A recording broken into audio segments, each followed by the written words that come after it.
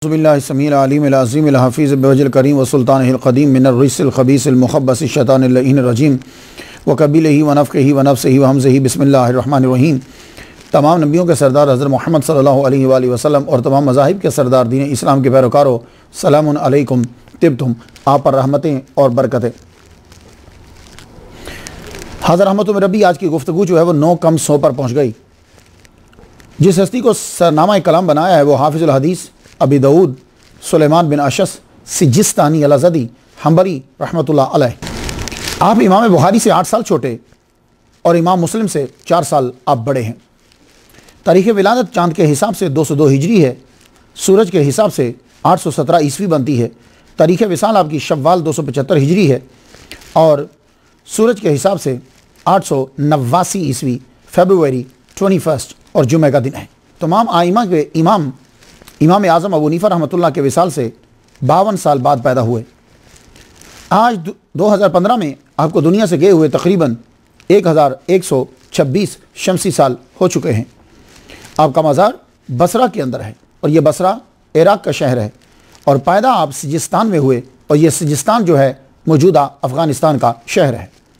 पूरी दुनिया में आपकी वजह शोहरत जो है वह सुनन अबी दाऊद शरीफ, ये आपकी वजह शोहरत बनी। आइए गुफ्तगू शुरू करने से पहले ऐलान तौहीद, इकरार तौहीद, इजहार तौहीद हो जाए। कोई नबी, कोई वली, कोई जिन, कोई परी अल्लाह ताला के बराबर नहीं है। अल्लाह ताला वलम यकुल लहू कुफुवन अहद, ये उसकी सिफत है, ये उसकी शान है। अजीम सनद से अजीम पैगाम जो है वो आप तक पहुँचाना चाहता हूँ।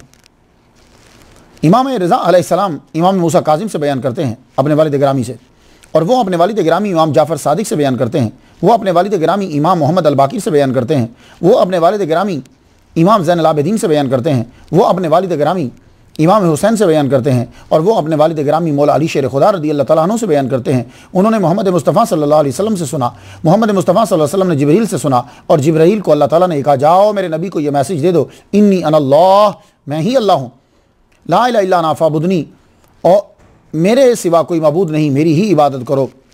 मन जान मिनको बिशहादतिन अल्लाह इलाहा इल्लल्लाह बेखलासिन, तुम में से जो ये गवाही लेकर आया खुलूस के साथ कि अल्लाह के सिवा कोई मबूद नहीं, फ़दख़ल फ़ी हिस्नी, वो मेरे कले में दाखिल हो गया। वमन दख़ल फ़ी हिस्नी, तो जो मेरे कले में दाखिल हुआ, आमन मिन अज़ाबी, वो मेरे अज़ाब से महफूज हो गया। जो उसकी ज़ात में किसी तरह से भी और उसकी सिफ़ात में उन्हीं शराइत के साथ शरीक ठहराए किसी को, वो मुशरिक है, और जो उसके हबीब की तस्लीम न करे वो काफिर है।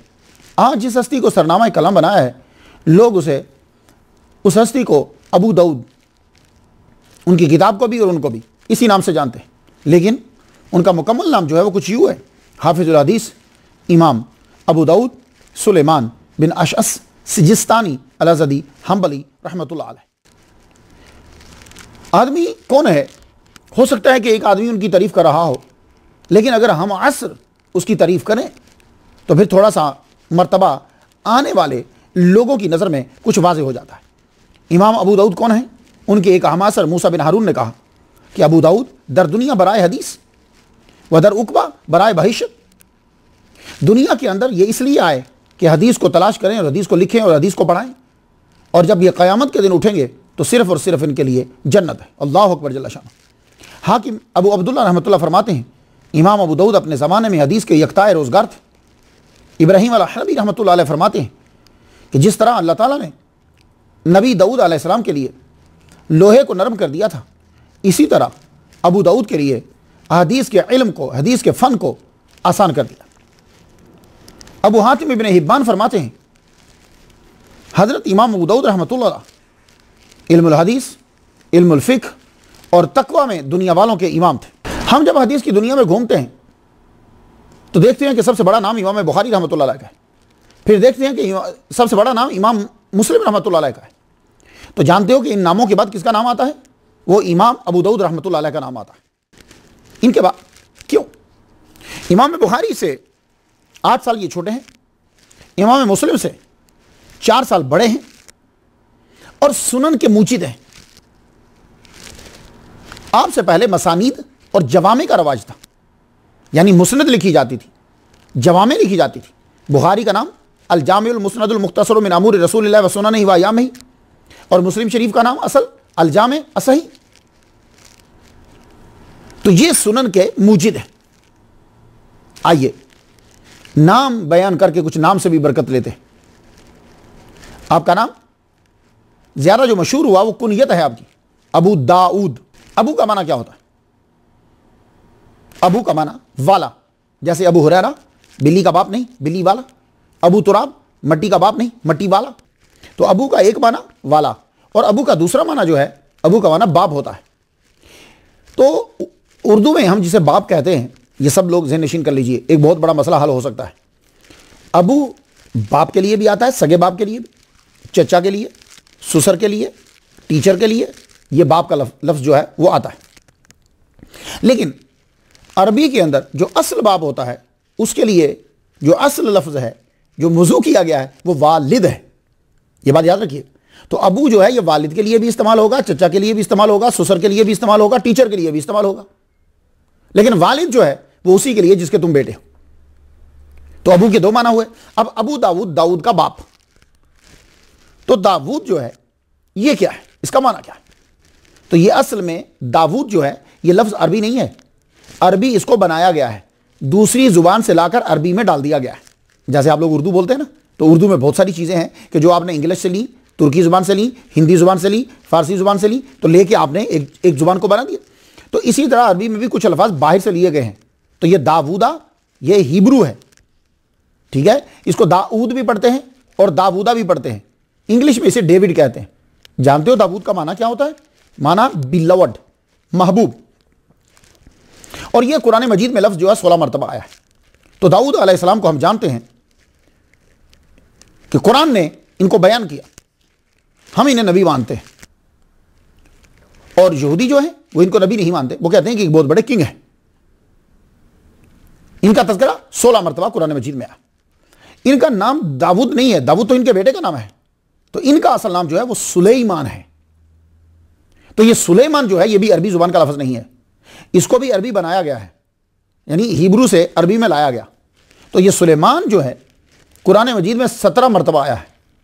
तो भाई 16 मरतबा दाऊद, 17 मरतबा सुलेमान। तो बेटा अल्लाह ताला ने दर्जा बढ़ा दिया। अल्लाह अकबर जल्ल शानो। अच्छा, तो कुरान मजीद में 17 मरतबा आया। तो जानते हो सुलेमान का माना क्या है? लफ्ज़ सुलेमान का, इसका माना पीस। अब आ गया सिजिस्तानी।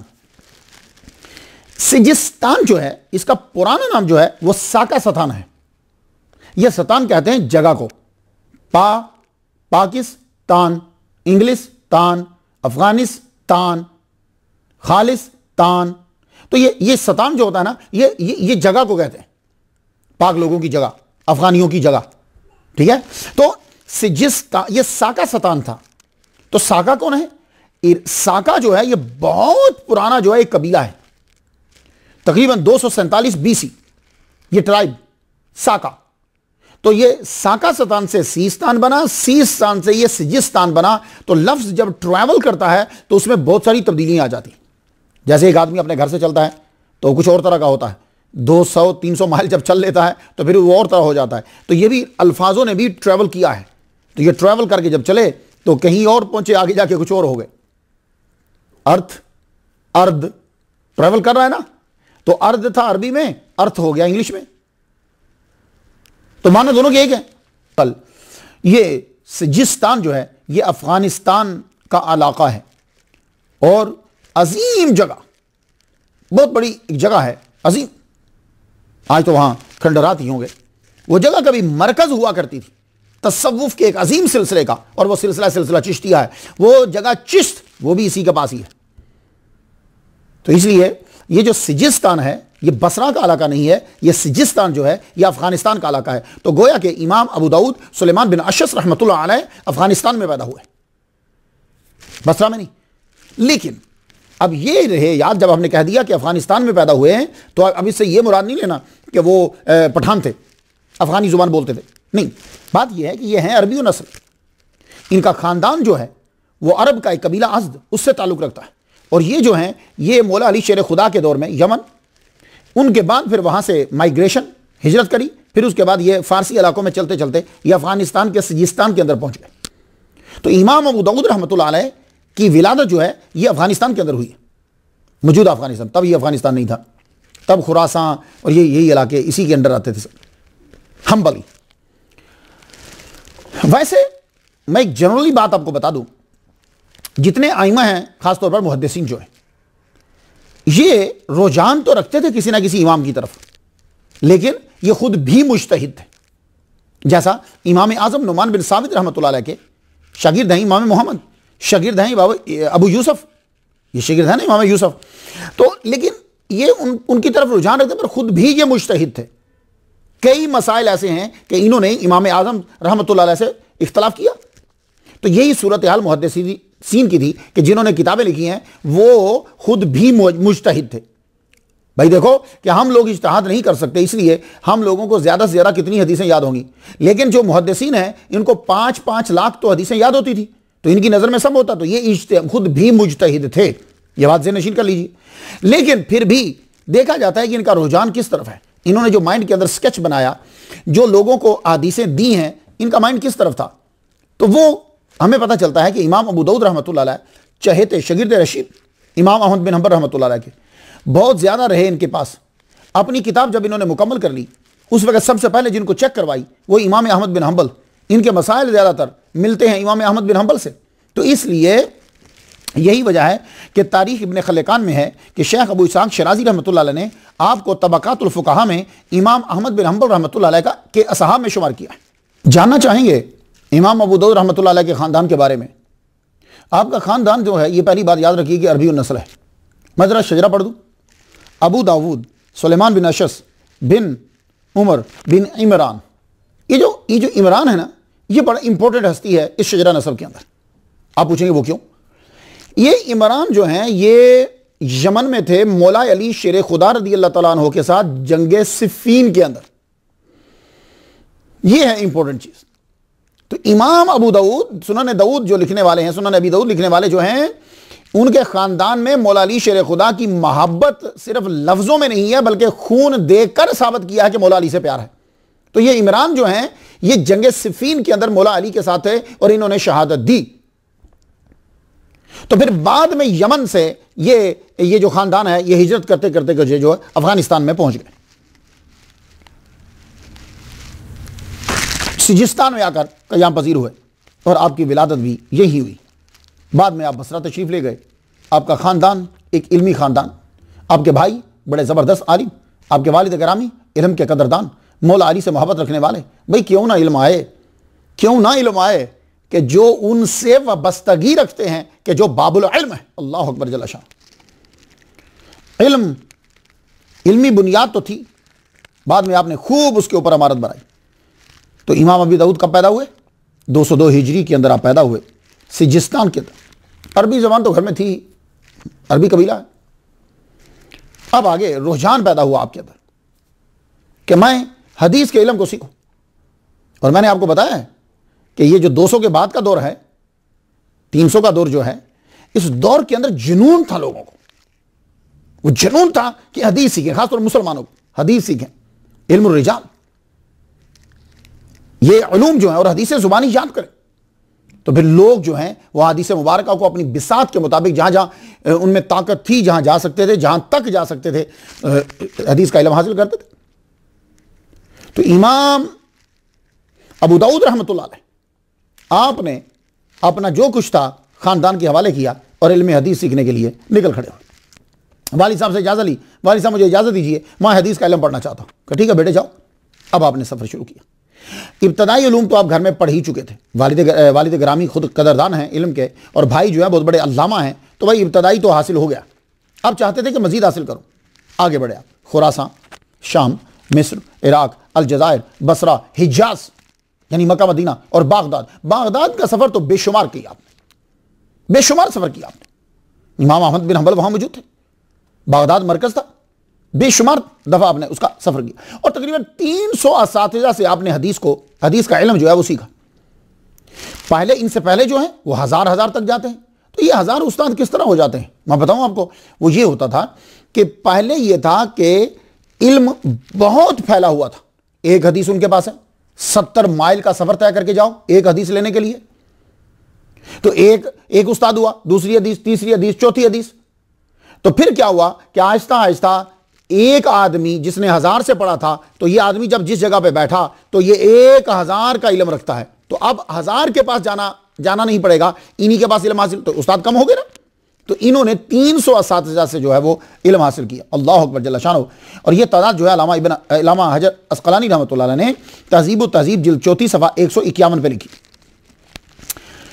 अब आपने जिन असातिज़ा से पढ़ा है, मैं चंद का जिक्र कर दूं ताकि आपको मालूम हो जाए कि कितने काबिल उस्ताद हैं।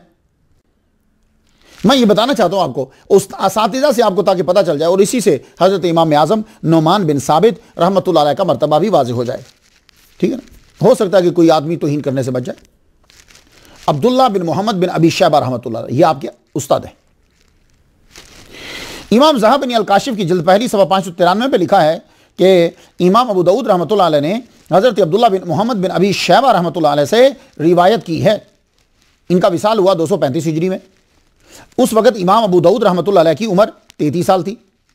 अब इमाम दाऊद शागिर्द हुए अब्दुल्ला बिन मोहम्मद बिन अबी शैबा के, वो शागिर्द हुए इमाम अब्दुल्ला बिन मुबारक के, और वो शागिर्द हुए हज़रत इमाम आज़म अबू हनीफा रहमतुल्लाह अलैह के।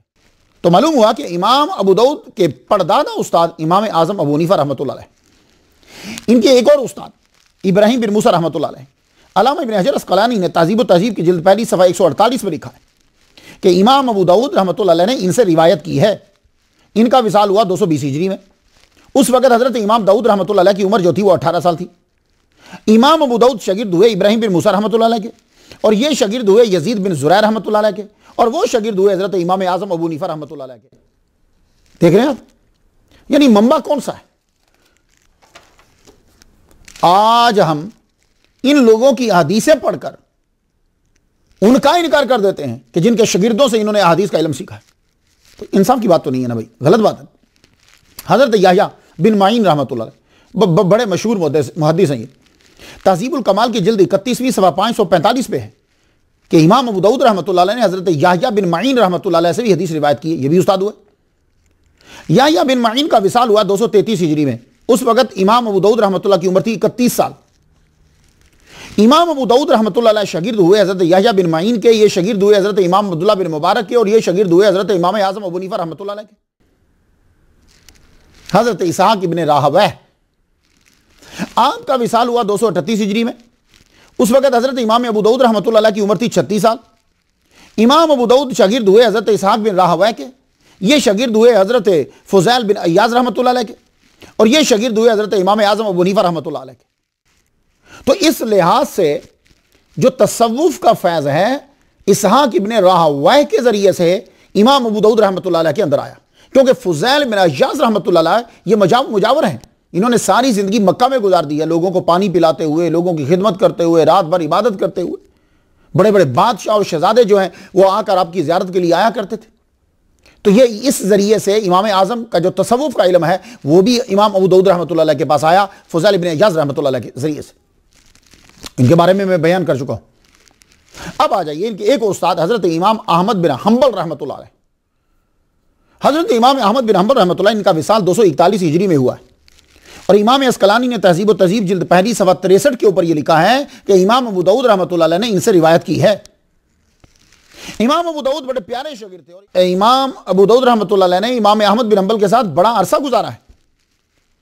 इमाम अबू दाऊद फरमाया करते थे कि इनको जब मैं देखता हूं तो मुझे अल्लाह याद आ जाता है, मुझे आखिरत याद आती है, खौफ खुदा पैदा होता है। और यह विलायत की निशानियों में से, जो वली होगा आप जब उसके चेहरे को देखेंगे तो खुदा याद आएगा, उसके पास बैठेंगे तो जिक्र होगा, अल्लाह ताला की याद आएगी। तो इमाम अबू दाऊद रहमतुल्लाह अलैह ने सुनन अबी दाऊद जब मुकम्मल की तो मुकम्मल करने के बाद ये आपके पास लेकर आए। तो इमाम अबू दाऊद शागिर्द हुए इमाम अहमद बिन हंबल के, इमाम अहमद बिन हंबल शागिर्द हुए इमाम वकी के, इमाम वकी रहमतुल्लाह अलैह शागिर्द इमाम अबू हनीफा रहमतुल्लाह अलैह के। तो इमाम अबू दाऊद के सबसे बड़े अहम असातिज़ा जो हैं वो इमाम अबू हनीफा रहमतुल्लाह अलैह के शागिर्दों के शागिर्द हैं। एक और उस्ताद सुन लीजिए, हारून बिन अब्दुल्लाह बज़्ज़ाज़ रहमतुल्लाह अलैह। आपका विसाल हुआ 243 हिजरी में। उस वक्त इमाम अबू दाऊद रहमतुल्लाह की उम्र थी 41 साल। तहज़ीबुल कमाल की 30वीं जिल्द के ऊपर है कि इमाम बुखारी रहमतुल्लाह अलैह के अलावा 5 आइमा हदीस ने इनसे रिवायत की है, हारून बिन अब्दुल्लाह बज़्ज़ाज़ से। तो इमाम दाऊद रहमतुल्लाह शागिर्द हुए इमाम हारून बिन अब्दुल्लाह बज़्ज़ाज़ रहमतुल्लाह के, ये शागिर्द इमाम फजल बिन दुकैन रहमतुल्लाह अलैह के, और ये शागिर्द थे हज़रत इमाम आज़म अबू हनीफा रहमतुल्लाह अलैह के। देख रहे हैं आप भाई, ये बड़े बड़े आइमा जो मुहद्दिसीन हैं ये तो शागिर्दों के शागिर्द हैं हजरत इमाम आजम नुमान बिन साबिर रहमतुल्लाह अलैह के शागिर्दों के शागिर्द हैं मोहम्मद बिन मुसन्ना। बहुत इंपॉर्टेंट नाम आता है आपके असातिज़ा के अंदर। आपका विसाल हुआ 252 हिजरी में। उस वक्त हजरत इमाम अबू दाऊद रहमतुल्लाह अलैह की उम्र थी 50 साल। तारीख बगदाद और तबाकातुल हुफ़ाज़ में है, ये तबका नहीं तबाकातुल हुफ़ाज़ में है कि आपने इनसे रिवायत की है। तो इमाम अबू दाऊद शागिर्द हुए इमाम मोहम्मद बिन मुसन्ना रहमतुल्लाह अलैह के, और वो शागिर्द हुए इमाम मक्की बिन इब्राहिम रहमतुल्लाह अलैह के। इमाम मक्की बिन इब्राहिम रहमतुल्लाह शागिर्द हुए इमाम अबू हनीफा रहमतुल्लाह अलैह के। याकूब बिन इब्राहिम। अल्लामा इब्न हजर अस्क़लानी रहमतुल्लाह अलैह तहज़ीब तहज़ीब जिल्द 11 सफ़ा 334 पे ये लिखा है कि इमाम अबू दाऊद रहमतुल्लाह अलैह ने इनसे रिवायत की है। तो इमाम अबू दाऊद रहमतुल्लाह अलैह ने इनसे रिवायत की तो इनका विसाल हुआ 256 हिजरी में। उस वक्त इमाम अबू दाऊद रहमतुल्लाह की उम्र 54 साल थी। इमाम अबू दाऊद शागिर्द हुए याकूब बिन इब्राहिम के, ये शागिर्द हुए यजीद बिन हारून के, और ये शागिर्द हैं हज़रत इमाम अबू हनीफा रहमतुल्लाह अलैह के। इनके अलावा भी आपके बड़े असातिज़ा हैं, हिशाम बिन अब्दुल मलिक तियालसी, अबू बकर बिन अबी शैबा, उस्मान बिन अबी शैबा, मोहम्मद बिन बुशार बुंदार। ये जब कभी आप पढ़ने लगो तो एक तो बुशार है और दूसरा बुंदार है। वहाँ चूंकि ज़ेर ज़बरें नहीं होती इसलिए बा के ऊपर ज़बर पड़ जाते हैं, ऐसा नहीं पढ़ना, बुंदार। आपने उसूल हदीस के लिए वहाँ सफ़र किया।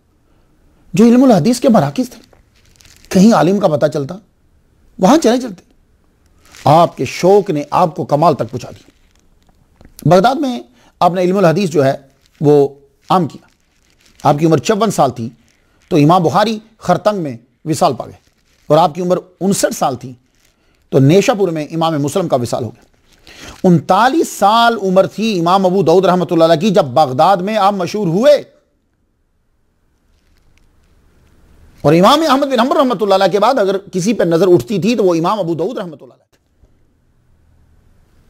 थे। 39 साल आपकी उम्र थी कि आपको इमाम अहमद बिन हंबल रहमतुल्लाह अलैह ने मुहद्दिस तस्लीम किया और हुक्म दिया कि इनकी किताब की कापियां बनाकर अपने पास रखो, और खुद भी उनसे एक हदीस रिवायत की है।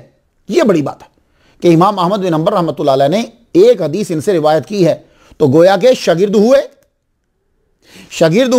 ये उनके शागिर्द, वो इनके शागिर्द, एक हदीस रिवायत की। यह फख्र है, बहुत फख्र की बात है।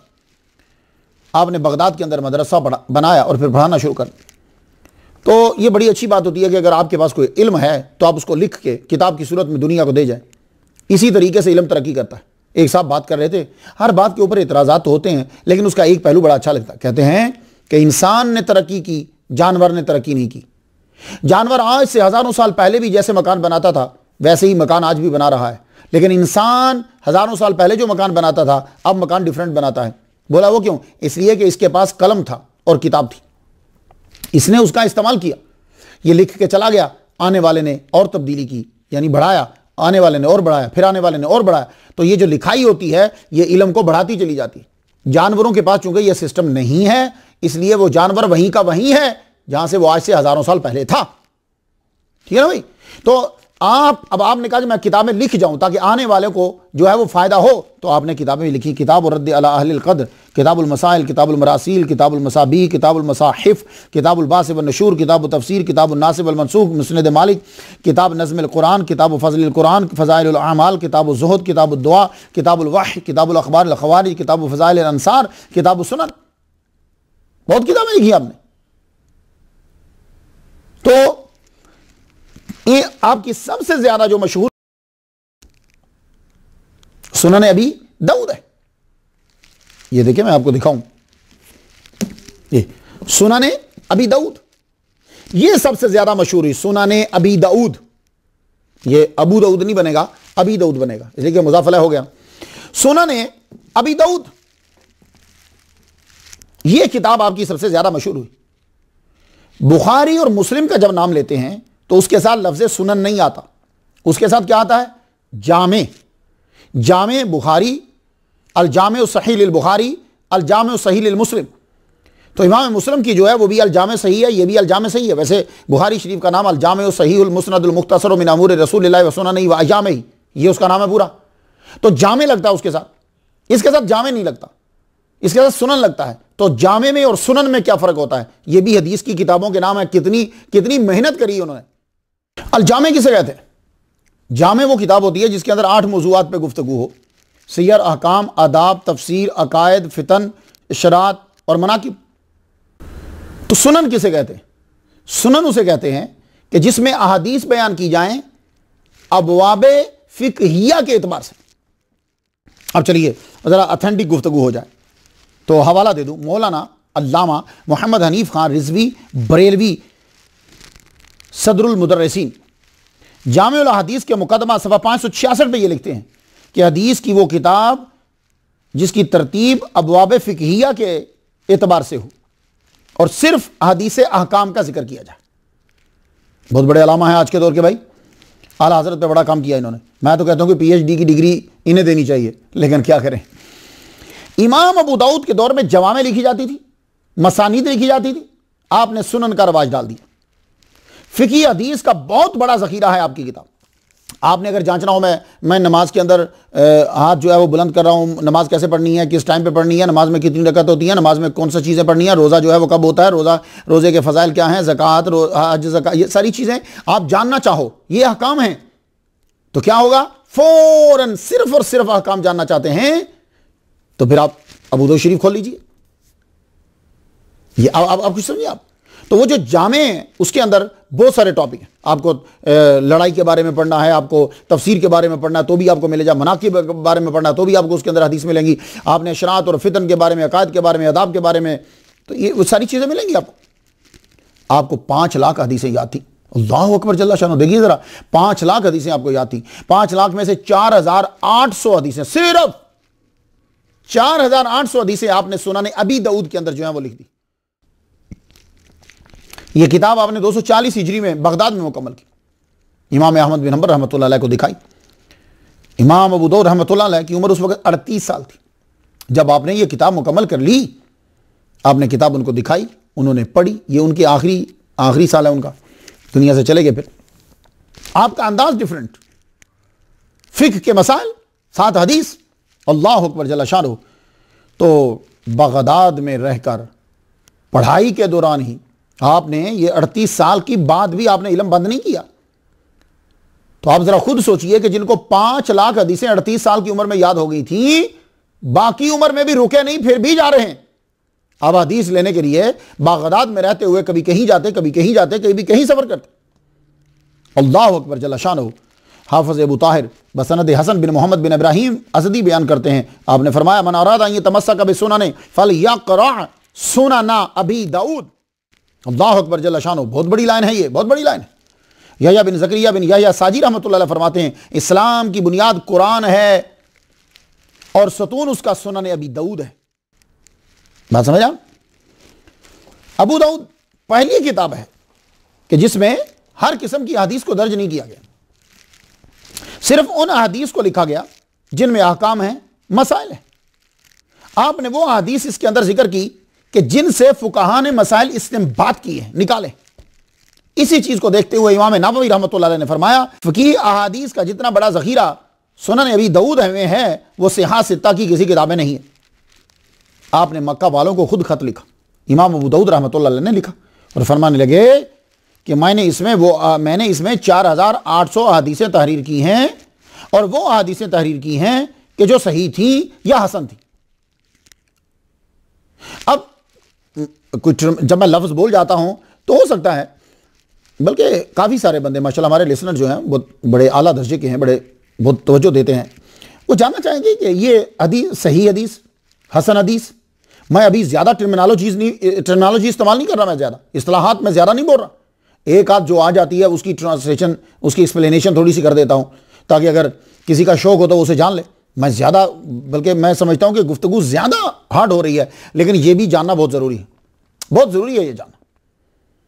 क्यों लोगों के ज़हन में यह है कि जो औलिया और सूफिया होते हैं वो जाहिल होते हैं। ना ना ना ना, ये औलिया और सूफिया हैं, लेकिन इनके दौर में इनकी ड्यूटी कुछ और थी। ये भी वली हैं, ये पहले वली हैं, पहले जाहिद हैं, पहले इबादत गुजार हैं, मुत्तकी हैं, परहेजगार हैं, दिल पाक है, पकीज़ा कर लिया, दिल को साफ कर लिया, तहारत कर ली, सब कुछ कर लिया है। अब इनके जिम्मे लगा दिया गया कि तुम हदीस को फैलाओ, ये काम है तुम्हारा। सही हदीस वही होती है जिसके अंदर 5 शराइत हों। आप लोग अक्सर बोलते हैं ना ये हदीस सही है, वैसे उसको पता नहीं होता लेकिन बोलता है कि ये हदीस सही है। तो सही हदीस किसे कहेंगे? जिसमें 5 शराइत हों। इत्तिसाल सनद हो, यानी रावी हुजूर पाक तक बीच में कोई टूटे ना, गायब ना हुआ हो, इत्तिसाले सनद हो, और रावी आदल होना चाहिए, जुल्म करने वाला ना हो। ठीक है ना, मुसलमान तो शर्त है ही ना। अब उसके बाद यह है कि जब्त हो। जब्त जानते हो क्या, ये बहुत बड़ी शर्त है। जब्त जो है वो उसके अंदर उसका जब्त मजबूत हो, यानी हाफिजा मजबूत हो, अदम इल्लत, और हदीस शाज ना हो।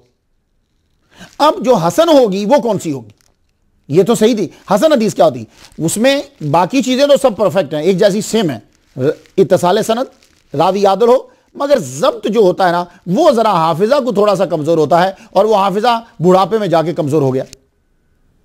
तो हाफिजा जो है ये कुछ कमजोर और अपने मिसल रावी से बयान करे, ये हदीस शाज और मुअल्लल भी ना हो, लेकिन वो बाकी शरात वही है, तो इसे हसन कहते हैं। तो इब्नुल क़य्यिम कहते हैं कि इमाम अबू दाऊद ने ऐसी किताब लिखी है जो मुसलमानों के दरमियान हकम साबित हुई और अखलाकी मसाइल में फैसला कुल बन गई। आपने किताब में हदीस लिखते हुए इस बात का ख्याल रखा कि सनद के तमाम रावी जो है वो मुत्तसिल होने चाहिए, सही हों, और ऐसे रावी ना हो कि जिनको सब ने छोड़ दिया हो। ये कुछ बातें हैं, वैसे तो तकरीबन बातें सारे मुहद्दिसीन के अंदर एक जैसी हैं, लेकिन एक आध शर्त, कभी शर्त थोड़ी सी कमज़ोर कर दी, किसी में कुछ ज़ायद हो गया, ऐसी चीज़ें जो है थोड़ी थोड़ी फ़र्क वाली हैं, सबकी शरात एक जैसी नहीं है। तो आप कहते हैं कि वो रावी हों कि जिनको सब ने ना छोड़ा हो, एक ने छोड़ दिया तो कोई नहीं, सब ने ना छोड़ा हो। चूंकि आप इल्ल व जरह के माहिर थे, इसलिए हर किस्म की वजाहत फरमा देते कि ये हदीस मकूफ़ है, मरफू है, कोई खुफिया इल्ल है, इसके अंदर क्या है, हदीस ज़ईफ़ है, और अगर ज़ईफ़ है तो किस वजह से ज़ईफ़ है, सब बयान कर देते। रावी की वजाहत ज़रूर फरमाते, और ये आपको पता है कि इमाम मुस्लिम ने भी ये ऐसा करा है, रावी की वजाहत कर देते, कुनियत, नाम, कबीला, जिससे उसकी वजाहत होती हो, वो मेंशन नहीं है तो उसको मेंशन कर देते। मुवाहिदीन, मैंने देखा इनकी कबूर को मोरक्को के अंदर, इनकी जब हुकूमत थी तो इनके अंदर एक आदमी था, खलीफा अब्दुल कवी, कवि अल्लाह का नाम है ना, अब्दुल कवी।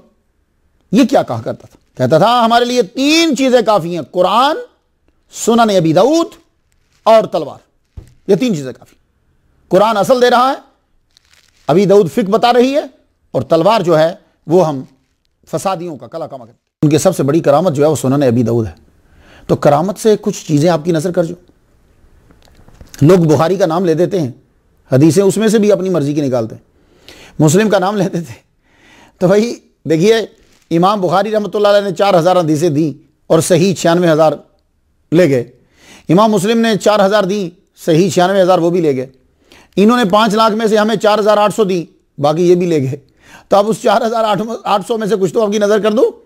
सुन लीजिए हदीस, 4114 नंबर हदीस है। अन अनस बिन मालिक काल रसूलुल्लाह सल्लल्लाहु अलैहि वसल्लम शफाअत li अहलिल कबाइर मिन उम्मती। अब आप इसको सही कहते हो, हदीस के मानने वाले जो हैं उनके लिए ये हदीस मुबारक, हदीस है, हदीस में है, हदीस में है, हदीस में है, हदीस में है, तो ये हदीस तो मालूम हुआ कि हदीस में है कि हुजूर सल्लल्लाहु अलैहि वसल्लम शफाअत फरमाएंगे, और फरमा रहे हैं कि जिन्होंने गुनाह कबीरा किया है, मैं अपनी उम्मत में से उन लोगों की सिफारिश करूंगा। तो प्लीज आप लोग हदीस को मानते हैं, हदीस को फॉलो करते हैं, और मैं आपको सही हदीस दे रहा हूं, तो फिर आप कभी भी उस बंदे को फॉलो मत कीजिएगा जो हदीस का मुनकर हो और ये कहता हो कि अल्लाह ताला के सामने कोई भी सिफारिश नहीं करेगा। हुजूर फरमा रहे हैं कि मैं सिफारिश करूंगा। अब इसके उलट जिसका अकीदा होगा वो हदीस के खिलाफ है, वो हदीस का इस्तेमाल करता है, हदीस का पैरोकार नहीं। हदीस नंबर 4112, ये आप लोग अपने बच्चे को दम करते हो ना, आप लोग गले में तवीज़ डालते हो ना, तो आप हदीस जरा सुन लेना, ये सब लोग जुबानी याद कर लीजिए, प्लीज जुबानी याद कर लीजिए, और ये आपका फर्ज है, और कयामत के दिन हो सकता है कि आपके कंधे के ऊपर ये फर्ज रह जाए। ये हदीस याद करनी, अबी दाऊद शरीफ 4112, अन इब्न अब्बास रज़ियल्लाहु ताला कान नबी सल्लल्लाहु अलैहि वसल्लम युअव्विजुल हसन वल हुसैन, तवीज़ देते थे हजरत इमाम हसन को और इमाम हुसैन को, उईज़ुकुमा बिकलिमातिल्लाहि ताम्मति मिन कुल्लि शैतानि व हाम्मति व मिन कुल्लि ऐनि लाम्मति। सुम्मा यकूलु, फिर फरमाया करते थे, कान अबूकुम युअव्विज़ु बिहिमा इस्माईल व इसहाका, तुम्हारे बाप इब्राहीम अलैहिस्सलाम भी इसी का तवीज़ दिया करते थे अपने बेटे इस्माईल अलैहिस्सलाम को और अपने बेटे इसहाक अलैहिस्सलाम को। लो, ये दम करना और तवीज़ देना कितना पुराना सिलसिला है कि इमाम अबू दाऊद कह रहे हैं कि इब्राहीम अलैहिस्सलाम भी दिया करते थे। तो अब जो आदमी आपको कहे कि तवीज़ शिर्क है, जो आपको यह कहे कि दम करना हराम है, नजायज है, समझ जाओ कि वो हदीस का नाम इस्तेमाल कर रहा है, हदीस पर अमल नहीं कर रहा हरगिज़। तो आप लोग तो कम अज कम याद कर लो। तो हुजूर सल्लल्लाहु अलैहि वसल्लम ने जिस तवीज़ और जिस मंतर से मना किया है, जिस दम से मना किया है, वो दम और मंतर और तवीज़ हैं कि जो मुशरिक किया करते थे। और मुशरिक जो करते थे उसमें तौहीद के अल्फाज, अल्लाह के अल्फाज नहीं होते थे। अल्लाह के बंदो, कहां की ईंट कहां जाके लगा देते हो यार, ये बात आप समझ रहे हैं। अब अगली हदीस सुन लीजिए। यह हदीस 3395 नंबर है।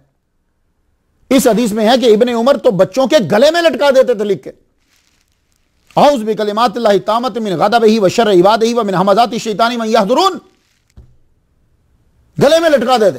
तो ये आप सब लोग याद कर लीजिए। आपके बच्चे को जब नजर लगे, आपका बच्चा जब ज्यादा रोने लग जाए, आपका बच्चा जो है वो बीमार हो जाए, तो ये चीजें पढ़कर आपने दम करनी है और खुद जाकर सुनन अबी दाऊद खोलिए और उसमें से पढ़िए, ताकि आपको कोई गुमराह ना कर सके। तो यही काम तो औलिया करते थे, दम करते थे, तवीज डालते थे। तो हुजूर की सुन्नत। अबू दाऊद शरीफ का एक पूरा बाब है रुका का, उसमें दम, तवीज सारा बयान किया। तो इसलिए मैं कहा करता हूं कि इमाम बुखारी रहमतुल्लाह अलैह ने पूरी हदीसें बयान नहीं की, उन्होंने सिर्फ 4000 की हैं, 96,000 छोड़ गए हैं। इमाम मुस्लिम ने पूरी हदीसें बयान नहीं की, उन्होंने 4000 बयान की हैं, वो भी 96,000 छोड़ गए हैं। तो आप जो छोड़ गए हैं, बाकी आने वालों ने उन हदीसों को भी इकट्ठा किया। इसका मतलब 96,000 तो है ना सही हदीसें। वैसे तो इन लोगों को 5-5 लाख याद थी। अब आ जाइए, एक मसला सुन लीजिए। मैं आपको जो उन्होंने बयान करा है फिक्र के अबवा पर, उसमें से एक मसला सुन लीजिए। आजकल क्या होता है, मैं अमेरिका में हूं, तो यहां लोग जो हैं वो अगर सजदा साहब गलती हो जाती है, यानी वाजिब आपसे छूट गया है, फ़र्ज़ में ताख़ीर हो गई है, तो आपको सजदा साहब करना पड़ता है, दंड देना पड़ता है। तो दंड क्या होता है? तो आजकल यहाँ अमेरिका में क्या करते हैं, यहाँ तो खैर अजीब से तरीके इस्लाम के भी जारी हो गए। सजदा साहब करने के बाद अस्सलाम वालेकुम रहमतुल्लाह, अस्सलाम वालेकुम रहमतुल्लाह, ख़त्म। जबकि ऐसा नहीं है। तो कैसा है, ज़रा सुन लीजिए हदीस। हदीस नंबर 876 है। इमरान बिन हुसैन बयान करते हैं, ये हुसैन स्वाद के साथ है। अन्ना नबी सल्लल्लाहु अलैहि वसल्लम सल्ला बिहिम, नबी सल्लल्लाहु अलैहि वसल्लम ने उनको नमाज पढ़ाई। फसा, हाँ मैं इसका तर्जमा कर रहा हूं, वो भुला दिए गए। फसाजदा सजदतैने, आपने फिर 2 सजदे किए, यानी ये सजदा साहब। सुम्मा तशहदा, फिर आपने पूरी तशहुद पढ़ी, अशहदु अल्लाह, ये सारा अत्तहियातु लिल्लाह पूरी पढ़ी। सुम्मा सल्लमा, फिर आपने सलाम फिर। फसाजदा सजदतैने, 2 सजदे किए सजदा साहब। सुम्मा तशहदा, फिर आपने तशहुद पढ़ी, अत्तहियातु लिल्लाह व सलावातु व तय्यिबातु। सुम्मा सल्लमा, फिर उसके बाद अस्सलामु अलैकुम व रहमतुल्लाह, अस्सलामु अलैकुम। तो पता ये चला कि जो हदीस पर अमल करेगा वो ये करेगा। तो आपने, और यही इमाम आज़म ने भी यही फरमाया। तो क्या है, पहले अब्दुहु व रसूल तक पढ़ने के बाद दोनों तरफ आप 2 सजदे कर लीजिए, सलाम एक तरफ फेर के 2 सजदे कर लीजिए। उसके बाद फिर आप तशहुद पूरी पढ़िए। पूरी पढ़ने के बाद अब आप क्या करेंगे, अस्सलामु अलैकुम रहमतुल्लाह, अस्सलामु अलैकुम व रहमतुल्लाह, अब आप पढ़ेंगे। बात कोई समझ में आ गई आप? एक और हदीस सुनते जाइए। आजकल अक्सर शोर होता है कि हुजूर हमारे जैसे हैं, हुजूर हमारे जैसे हैं। अब पता नहीं इसके पीछे इसका बैकग्राउंड क्या है। हालांकि मेरी जरूरत नहीं हुई, नबियों की जरूरत नहीं हुई, वलियों की जरूरत नहीं हुई, सहाबा की जरूरत नहीं हुई, किसी की जरूरत नहीं हुई कि वो ये कह दे कि नबी हमारे जैसा। तो मालूम नहीं। अब देखिए कि हम ये जानना चाहते हैं कि हदीस में क्या है। तो जो कहता है कि मैं हदीस पर अमल करता हूं, मैं हदीस वाला हूं, तो अगर वो इस हदीस के उलट कर रहा है तो समझ जाओ कि वो तुम्हें धोखा दे रहा है। हदीस क्या, बाब नंबर 179, हदीस नंबर 950, सलातुल कायद। अब्दुल्लाह बिन अमर बयान करते हैं कि हुजूर सल्लल्लाहु अलैहि वसल्लम ने यह फरमाया, सलातुर रजुल कायदन निस्फु सलात, बैठकर जो नमाज पढ़ता है उसकी नमाज आधी है, उसको आधा सवाब मिलेगा। मुझे अच्छी तरह याद है, मेरे उस्ताद और मेरे अब्बा के उस्ताद मोहतरम, तब मैं बहुत छोटा होता था, मैंने इब्तदाई पढ़ा था, मेरे वालिद ग्रामी तालिब हुसैन शाह रहमतुल्लाह अलैह। मैं नमाज नफिल की पढ़ी तो शेहुल कुरान व तफसीर, तिबियानुल कुरान के मुफस्सिर और मुस्लिम शरीफ के तशरीह करने शारे अल्लामा गुलाम रसूल सईदी, आप उस वक़्त शेहुल हदीस थे जामे नमिया लाहौर के। तो आपने मुझे देखा तो मेरे वालिद ग्रामी तालिब हुसैन शाह रहमतुल्लाह अलैह से कहने लगे कि अपने बेटे से ये बोलो कि नफिल जो है वो नीचे बैठकर ना पढ़ा करे। क्यों? उनकी नज़र में ये हदीस है। तो बैठकर जब नफल पढ़े जाते हैं, तंदुरुस्त आदमी जब बैठकर नफल पढ़ता है तो सवाब आधा होता है। हुजूर ने यह बयान कर दिया। अब अब्दुल्लाह बिन अमर देखते हैं हुजूर को कि हुजूर खुद बैठकर नमाज पढ़ रहे हैं, तो उन्होंने सर पे हाथ रख लिए। हुजूर ने सलाम फेरा तो बोले क्या हुआ तुझे? कहने या रसूल अल्लाह, आप ही ने तो कहा था कि नमाज बैठकर पढ़ें तो आधा सवाब होता है। अब आप खुद ही तो बैठकर पढ़ रहे हैं, अब जरा जुमला सुन लीजिए और ये जुमला सब तक सुना दीजिए जो हदीस का मानने वाला है, और जिसको सुनो कि वो इस हदीस के उलट जुमला बोल रहा है तो उसके पीछे मत चलना, क्योंकि वो हदीस के खिलाफ कर रहा है। हुजूर सल्लल्लाहु अलैहि वसल्लम ने फरमाया वलाकिन्नी लस्तु काहदी मिनकुम, वलाकिन्नी लस्तु काहदी मिनकुम, मैं तुम में से किसी एक की मिसल नहीं हूं। काफ मिसल का है, लस्तु मैं नहीं हूं, समझी। और यही हदीस मुबारक मुस्लिम की 735वीं हदीस है और नसाई में 1667वीं आएगी। तो हुजूर सल्लल्लाहु अलैहि वसल्लम ने साहबा से यह कहा कि भाई मैं तुम्हारी मिसल नहीं हूं। और हुजूर सल्लल्लाहु अलैहि वसल्लम ने कुरान मजीद में काफरों को कहा, अल्लाह ने यह कहा कि नबी तुम बोलो, वो कोई हिकमत थी। तो काफरों से नबी ने कहा कि मैं तुम्हारी मिसल हूं। अब आप बता दीजिए कि हुजूर सल्लल्लाहु अलैहि वसल्लम क्या अबू जहल की मिसल हैं, अबू लहब की मिसल हैं, काफिरों यहूदियों ईसाइयों की मिसल हैं? तो पता चला कि नहीं, बात फिट नहीं बैठ रही, कोई और हिकमत होगी। और भाई जो मुसलमान हैं, नेक हैं, इबादत गुजार हैं, तौहीद को मानने वाले हैं, अल्लाह को मानने वाले हैं, आखिरत को मानने वाले हैं, नमाज पढ़ने वाले हैं, ज़कात देने वाले हैं, हुजूर के हर हुक्म को मानने वाले हैं, हुजूर से प्यार करने वाले हैं, हुजूर उनको कह रहे हैं कि मैं तुम्हारी मिसल नहीं हूं। और जो दुनिया में टॉप के इंसान हैं उनसे हुजूर कह रहे हैं कि मैं तुम्हारी मिसल नहीं हूं। और जो दुनिया के गंदे तरीन इंसान हैं हुजूर उनको कह रहे हैं कि रब ने कहा इन्नमा अना बशरुम मिसलुकुम, मैं तुम्हारी तरह बशर हूं। तो कोई हिकमत तो फर्क तो होगा ना। हुजूर उन असल में काफिरों को जो ये कह रहे हैं तो ये समझा रहे हैं कि भाई तुम मुझे अपने जैसा ही समझकर मेरी बात सुन लो। बात तो मेरी सुनो पहले, तुम तो बात ही नहीं सुनते, कानों में उंगलियां दे लेते हो, तुम बात ही नहीं सुनते, सीढ़ियां बजाने लग जाते हो, तुम बात ही नहीं सुनते, मारने लग जाते हो आगे से, तुम बात ही नहीं सुनते, भाग जाते हो। और भाई मैं भी बशरी हूं, मैं कुछ जिन नहीं हूं, मैं फरिश्ता नहीं हूं। बात ये थी। और लोगों ने समझा कि शायद ये भी हम हैं, हमारी हद हो गई है यार। तो हदीस में क्या कहा, अब ये हदीस सुन लिया आप बस। तो हदीस में हुजूर ने यह कह दिया कि वलाकिन्नी लस्तु कअहदिम मिनकुम, मैं नहीं हूं तुम में से किसी एक जैसा। तो अब हुजूर हमारे जैसे नहीं हैं। तो वाकई यार सच है, हुजूर हमारे जैसे कैसे होंगे। हुजूर का चेहरा देख के बंदा सहाबी बन जाता है, वाह हमारा चेहरा देख के कोई सहाबी बनेगा। हुजूर के जिस्म मुबारक पे मक्खी नहीं बैठती, हमारे जिस्म से मक्खी उठती कोई नहीं है। हुजूर सल्लल्लाहु अलैहि वसल्लम के पसीने से खुशबू आती है, हमारे पसीने से बदबू आती है। हुजूर सल्लल्लाहु अलैहि वसल्लम यूं हाथ बढ़ाएं तो जन्नत तक पहुंच जाता है, हम हाथ बढ़ाएं तो मिर्च मसाले तक नहीं पहुंचते। हुजूर सल्लल्लाहु अलैहि वसल्लम जो है वो एक रात के अंदर बैतुल मक़दस चले गए, हम एक रात के अंदर जो है वो पैदल चलना शुरू कर दें तो थोड़े से माइल चलेंगे थक जाएंगे। हुजूर सल्लल्लाहु अलैहि वसल्लम बुराक पर गए, हम लोग बिजली पे बैठ नहीं सकते। हुजूर ने आसमानों को क्रॉस किया, हम कर नहीं सकते। हुजूर जहां पैदल नहीं चला जाता वहां चल कर गए, हम ऐसा कर नहीं सकते। हुजूर पर वही उतरती थी, हम पे वही उतरती ही नहीं। हुजूर सल्लल्लाहु अलैहि वसल्लम का साया नहीं था, हमारा साया। हुजूर सल्लल्लाहु अलैहि वसल्लम अल्लाह अकबर जल्ल शान जो चाहें, किसी के लिए सोना हलाल कर दें, किसी के लिए सोना हराम। हुजूर सल्लल्लाहु अलैहि वसल्लम चाहें तो दूसरी शादी पे ममानियत कर दें, हम नहीं कर सकते। हुजूर चाहें तो रोजे 60 रखने पड़ते हैं, आप उसी को ही खजूरें खिला के कहीं जाओ तुम कैसे कहते हो कि हुजूर हमारे जैसे हो जाएंगे।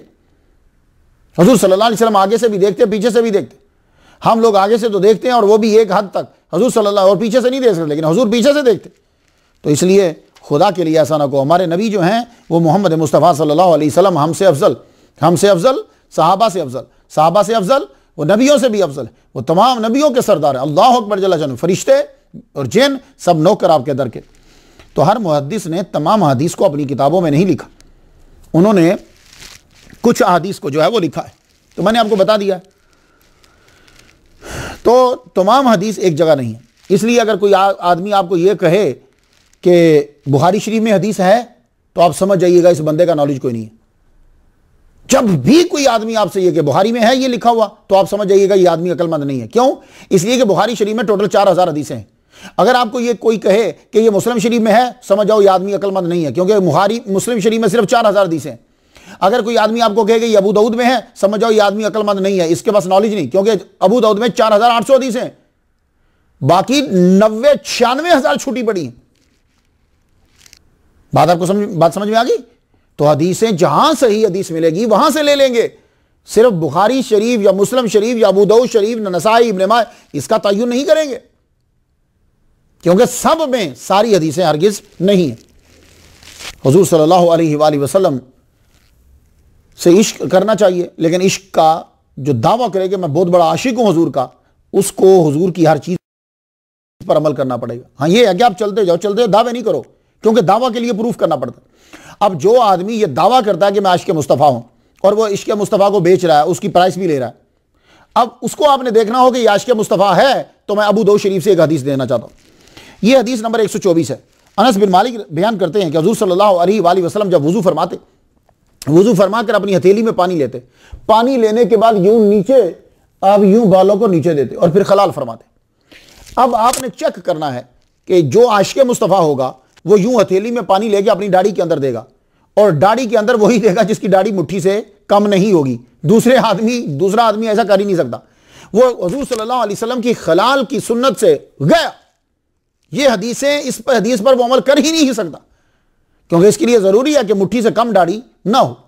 तो ये बात याद रखिएगा। इमाम अबू दाऊद रहमतुल्लाह अलैह ने यह सिर्फ यही नहीं कि हदीसों को आम किया, तसव्वुफ आपको उनके अंदर नजर आएगा, उनके अंदर नजर आएगा। सूफिया कराम आपकी ताज़ीम किया करते थे और आपसे मिलने के लिए आया करते थे। तो ये जो लोग, ये जो आपको ये कहता हुआ नजर आए ना, ओ जी हमारी अलहदा ही शाख है, हमारा मौलवियों से क्या ताल्लुक, समझो जाहिल आदमी है। ना ना ना ना ना ना, क्योंकि जो तरीकत वाला होगा वो शरीयत वाले की तज़ीम करेगा, और शरीयत वाला जो है वो तरीकत वाले की तज़ीम करेगा। इमाम अहमद बिन हंबल बिशर हाफी की तारीफ करते थे, हजरत इमाम आजम फज़ाइल इब्न अय्याज़ की तारीफ करते थे, इब्राहिम बिन अदहम, ये सारे जो सूफिया कराम हैं ये शरीयत वालों की इज्जत करते, शरीयत वाले इनकी तज़ीम करते थे। तो इसलिए ये दोनों अलग नहीं है, ये दोनों एक साथ हैं। पहला स्टेप शरीयत है, उसके बाद तरीकत है, ये दोनों इकट्ठे हैं। इसलिए इमाम शाफी रहमतुल्लाह अलैह ने फरमाया कि अगर आलिम दीन वली नहीं है तो कोई भी वली नहीं, क्योंकि रब जाहिल को दोस्त नहीं बनाता। आप क्या समझते हो कि बाबा ख्वाजा मोइनुद्दीन अजमेरी चिश्ती रहमतुल्लाह ने बुखारी और मुस्लिम, अबू दाऊद, तिरमिज़ी ये किताबें नहीं पढ़ी थी, कुरान हदीस सब पढ़ा था? आप समझते हो कि अब्दुल कादिर गिलानी पहले ये पढ़ा फिर उस सीट और मकाम पर पहुंचे? वो हमारे बाबा फरीदुद्दीन गंज शकर, हमारे ख्वाजा निजामुद्दीन औलिया पूरी किताबें, पूरे मुरवजा अलूम पढ़े, सब कुछ पढ़ा हुआ है। तो हदीस जरा समात कीजिए। तो ये है सादगी का आलम क्या था। इमाम अबू दाऊद रहमतुल्लाह अलैह, आप जब कभी जुब्बा सिलवाते तो एक तरफ की आस्तीन को बड़ा करते, वो इतनी बड़ी होती, और ये दूसरी आस्तीन उनकी छोटी होती। तो किसी ने पूछा, हुजूर ये कैसा जुब्बा सिलवाते? इसकी आस्तीन बड़ी कर लेते और ये छोटी रखते। फरमाने लगे ये काम में आती है, मैं इसके अंदर किताबें रख लेता हूँ, हदीस की किताबें, तो दूसरे हाथ से मैं पकड़ लेता हूँ, उसमें यूँ रख लेता हूँ। तो यहाँ जो है ये काम में नहीं आती, तो अभी इसको बड़ा काहे को सिलवाना? आए हाय हाय, यही तसव्वुफ होता है सूफिया का। आप तसव्वुफ को देख लीजिए, वो तसव्वुफ आपको आइमा में नजर आएगा। रातों को जाके इबादत करते हैं, यही तो रियाजत और मुजाहिदा है। लोग खान आपका मदरसा और आपकी कमाई सब जाती है हदीस के इल्म को फैलाने के लिए, यही तो खानकाहें हैं। सादगी, यही तो चीजें हैं सारी। अल्लाह अकबर जल्ला शानो। तसव्वुफ के बगैर फिक्र कुछ नहीं, और फिक्र बगैर कुरान और हदीस के कुछ नहीं। सूफिया लोग तो ये थे, ये इमाम बुखारी सूफी, इमाम मुस्लिम सूफी, ये है सूफिया। इमाम अबू दाऊद ये सूफिया है। जो फिकी होता है उसकी उन मसाइल पे नजर होती है जिनसे जाहिर शरीयत के मुताबिक हो। सूफी की नज़र होती है उन मसाइल पे जिनसे दिलो जान शरीयत के मुताबिक हो। फलासिफर की नज़र होती है उन मसाइल पे जिनसे अकीदा वाज़े हो। सूफी की नज़र होती है उन मसाइल पे जिनसे यकीन और इस्तकामत वाज़े हो। मुहद्दिस और मुफस्सिर की नज़र होती है इबारात पे, सूफी की नज़र होती है इशारात पे। जितने भी हदीस के इमाम गुजरे हैं सब तसव्वुफ के माहिर होते थे। अल्लाह अकबर। इमाम अबू दाऊद का ज़ुहद और तक़वा, इबादत और रियाज़त बगदाद में मशहूर था। सूफिया कराम आपकी रियाजत को और मुजाहिदे को रश्क की निगाह से देखते थे कि जो आदमी हदीस का इतना बड़ा आलिम है वो भी सारी रात इबादत में गुजारा है, जो कमाई आती है वो सब की सब तुलाबा में बांट रहा है। यही वजह कि उस दौर के बहुत बड़े सूफी बुजुर्ग वली कामिल हजरत सहल बिन अब्दुल्ला तुस्तरी रहमतुल्लाह अलैह आपको मिलने के लिए आपके मदरसा में तशरीफ लाए। अभी हजरत सहल बिन अब्दुल्ला तुस्तरी कौन है भाई? सुन लीजिए, मैंने इनको सरनामा कलम बना के गुफ्तगू नहीं की। आप 2003 हिजरी में पैदा हुए, आप 203 हिजरी में पैदा हुए, मुल्क ईरान के शहर शूश्तर में। ये शूश्तर जो है ये बाद में तुस्तर हो गया, ठीक है। इसी वजह से आपके नाम के आखिर तुस्तरी आता है, सहल बिन अब्दुल्ला तुस्तरी रहमत। आप इमाम अबू दाऊद रहमतुल्लाह से 1 साल छोटे, उम्र में साथ छोटे। तो सूफिया जैसे तरीका रहा सूफिया का कि पहले वो शरीयत का इल्म हासिल करते, उसके बाद वो जिक्र अज़कार मुहाव इनकी तरफ लग जाते हुए। आपने भी इसी तरह जो है वो पहले पूरा शरीयत का इल्म हासिल किया। साल बिन अब्दुल्ला तुस्तरी रहमतुल्लाह, कुरान हदीस सारी चीजें हासिल की, लेकिन आपके ऊपर रंग जो है वो जिक्र का, तसव्वुफ का, सूफिया का गालिब आ गया। वो कैसे गालिब आया? एक दिन बचपन में आप तहज्जुद में उठे, देखते हैं कि चचा इबादत कर रहे हैं और जिक्र कर रहे हैं, तो चचा के पास जाएंगे, चचा ये आप क्या कर रहे हो? का वज़्कुर इस्म रब्बिका बुकरतम व असीला। सूरह इंसान के अंदर है कि अल्लाह फरमाता है सुबह शाम अपने रब के नाम का चर्चा करो। लोग कहते हैं जी जिक्र से मुराद यह कुरान पढ़ो। हाँ, ये रब कह रहा है वज़्कुर इस्म रब्बिका, अपने रब के नाम का, इसम मैंने नाम होता है, उसका चर्चा करो। तो ये जो अल्लाहु अल्लाहु अल्लाहु ला इलाहा इल्लल्लाह, ये उसका नाम है, तो नाम का चर्चा करो। कहने लगे चचा मैं बैठ जाऊं? कहाँ, अभी बैठ जाओ। बैठ के जिक्र किया, बड़ा लुत्फ आया।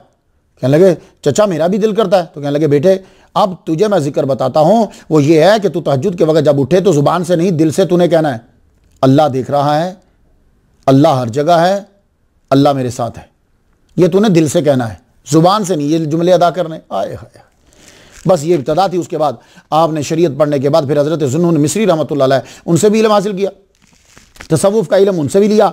आगे ये सिलसिला चलता रहा। तो फिर एक दिन आप मिलने के लिए आए, ये हैं साल बिन अब्दुल्ला तुस्तरी, आप मिलने के लिए आए हज़रत इमाम अबू दाऊद सुलेमान बिन अलशस सिजिस्तानी रहमतुल्लाह अलैह को मिलने के लिए आए। अंदर इतला दी गई जी हज़रत साल बिन अब्दुल्ला तुस्तरी तशरीफ ला रहे हैं। आप खड़े हुए, बाहर आए, खुशामदीद कहा, गले मिले, गले मिले। अब जरा जुमला सुन लीजिए, जुमला सुन लीजिए। इस जुमले को अल्लामा हजरत अस्कलानी ने तहजीब व तहजीब की जिल्द 34 की सवा 172 पे लिखा है। अब देख लो, ये बात जो है आपको नोट करना है। अब लिखा तो क्या बात क्या है, क्या गजब का जुमला है। Bring out the tongue for me with which you narrated the profits हदीस मुबारक सो दैट आई मे किस it, whereupon Abu Dawud rahimahullah ta'ala drew out his tongue and Imam Tustari kissed it. अब क्या लगे, फरमाया bring out for me your tongue with which you narrated the hadith mubarak so that I may kiss it. मैं चूमना चाहता हूं आपकी उस जुबान को जिस जुबान से आप मेरे नबी मोहम्मद मुस्तफा सल्लल्लाहु अलैहि वसल्लम की हदीसों को बयान करते हो। अल्लाहु अकबर। दोनों शरीयत के आलिम हैं, इमाम अहमद बिन हंबल के टॉप के शागिर्द जिनको 5 लाख हदीसें याद हैं, और साहल बिन अब्दुल्ला तुस्तरी रहमतुल्लाह टॉप के सूफी कि जो इनमें शरीयत के भी माहिर हैं। ये उनसे कह रहे हैं मैं आपकी जुबान चूमना चाहता हूं। क्यों? इसलिए कि वो हदीसें बयान करते। तो अब अगर चूमना शिर्क है, ये अंगूठा चूमना शिर्क है, तो इसी तरह जुबान भी तो बॉडी का हिस्सा है। लेकिन वो आइमा उस इमाम ने मना नहीं किया, इस इमाम का तकाजा है। पता चला दोनों ये जानते हैं कि निस्बत की वजह से चीज में एहतराम पैदा हो जाता है, चीज मुतबरक हो जाती है। ये अकीदा वो रखते। तो निस्बत लफ्जों की हो या निस्बतों की निस्बत हो, तो अभी जुबान जो है ये लफ्जों की निस्बत है ना। अल्लाह अकबर जल्ला शाह। तो आप रहते तो बगदाद में थे, ये आपका विसाल बसरा में हुआ। बसरा में कैसे चले गए आप, वहां कैसे चले गए? तो इसके पीछे भी ये कहानी है। आप बगदाद शरीफ के अंदर पढ़ाने लगे, किताबें भी लिख रहे हैं, पढ़ा भी रहे हैं, सारा सिलसिला जो है वो चल रहा है, लोग आ रहे हैं। एक दिन आपके पास हाकिम उस दौर का अमीर जो है वो आया, अब्बासी अमीर अबू अहमद मुवफ़्फ़क़ बिल्ला अब्बासी जो है वो आया। दरवाज़ा खटखटाया तो अंदर इतला दी गई कि हुजूर अमीर आए हैं, खलीफा आया। आपने फरमाया अच्छा आने दो। आए, आते सारी कहने लगे मेरी 3 गुजारिशात हैं। इसका दौरे हुकूमत जो है 256 हिजरी से 278 हिजरी तक है। मेरी गुजारिशात है आपसे। आपने फरमाया बोलो। कहने लगे जी पहली गुजारिश तो ये है कि आप बागदाद छोड़कर बसरा को मुस्तकिल ठिकाना बनाएं, क्योंकि वहाँ जो ये वहाँ लोगों का आना जाना ज़्यादा है, ताकि आपसे इस्तिफ़ादा ज़्यादा हो सके। फरमाया लगे ठीक। दूसरी, आप मेरे बच्चों को हदीस पढ़ाएं। फरमाया तीसरी, मेरे बच्चे जब आपसे हदीस पढ़ने के लिए आएँ तो उनका स्कूल के अंदर, क्लास के अंदर एक मकाम अलग सा होना चाहिए। आपने फरमाया तुम्हारी पहली 2 तो तस्लीम कर ली गई, मैं बसरा चला जाता हूँ, तेरे बच्चों को हदीस भी पढ़ाऊँगा। लेकिन इस्लाम के अंदर स्कूल में अमीर और गरीब के लिए जगह बराबर होती है। ऐसा नहीं होता कि अमीर बंदे के लिए जगह जो है वो ख़ास कर दी जाए, ऐसा नहीं है। तो ये देख लो, ये चीज़ें क्या थी, ये हमारी चीज़ें इन्होंने अपनाई। अमेरिका में मैट्रिक तक आप देख लीजिए, सब के लिए एक ही जगह, एक ही स्कूल है, एक ही किताब है, सब बराबर सा उनको। आप बसरा में मुंतकिल हो गए, वहाँ आप रहकर पढ़ाने लगे। अल्लाह अकबर जल्ला शानहू। बादशाह के बच्चे आते थे, उस दौर के बादशाह भी अच्छे होते थे, उलमा की इज़्ज़त करते थे।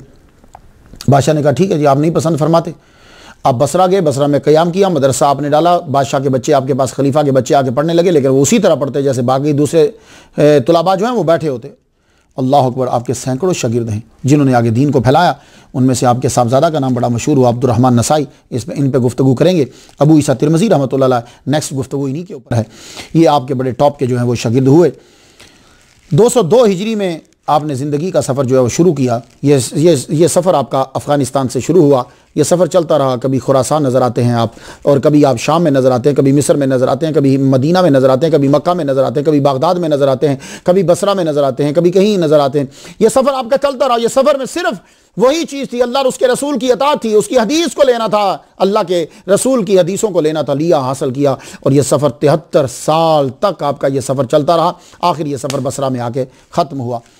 तो 73 साल आपकी ज़िंदगी हुई। आखिरी वक्त आपने सिर्फ रोशनी ही नहीं दी लोगों को, बल्कि आपने पूरी शम्मा लोगों के हाथ में पकड़ा दी कि ये है सुनन अबी दाऊद, ये मैं तुम्हें शम्मा दे के जा रहा हूं, इसकी रोशनी जो है ले जाओ और इसकी रोशनी को फैलाओ। आखिर में आपका बुलावा आ गया। 16 शव्वाल 275 हिजरी में आपका विसाल हो गया।